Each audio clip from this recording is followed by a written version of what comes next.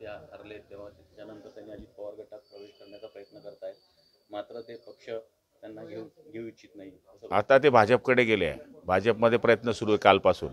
ते कोणाला भेटले, काय भेटले, आता लोकांनीच ठरवावं. आता काल गुलाबरावच बोलले की मतदानाची शाई पण उघडली नाही, बंद झाली, म्हणजे अजूनही शाई आहे माझ्या हाताला. तोपर्यंत देवकरांनी पक्ष बदलावायचा विचार चालू केला.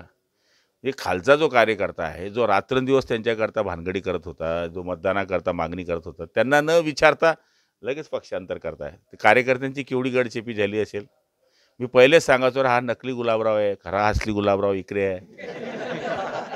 त्यांनी ऐकलं. हे पण बोलला होता की त्यांची आता काही त्यांनी बँकेमध्ये स्वतः चेअरमन असल्यानंतर त्यांनी पैसे काढलेले संस्थेच्या नावावर. ती संस्था आज बंद आहे. ते मजूर फेडरेशनचे चेअरमन आहे. मजूर फेडरेशनचे पैसे वापरता येत नाही. त्यांनी 10 कोटी रुपये सरळ मजूर फेडरेशनचे काढून घेतले. हे त्यांना माहिती आहे आता गुलाबराव इसके पीछे लगने वाला है, फिर भागो. मग ते अजित पवारला पळवतील, कारण की सत्ताधारी आहे. मग गुलाबरावने काढलं तर माझी दादा गुलाबरावला समजवतील, जाऊ दे भाऊ आपलाच आहे, जाऊ दे भाऊ आपलाच आहे. आता तिथे नाही झालं तर आता भाजपकडे जात आहे. मग गिरीश भाऊ आहे गुलाब बोल सांगायला. ही अशी आयडिया आहे. हम तो नहीं छोड़ने वाले उसको. संजय राऊतांचा जर विचार केला,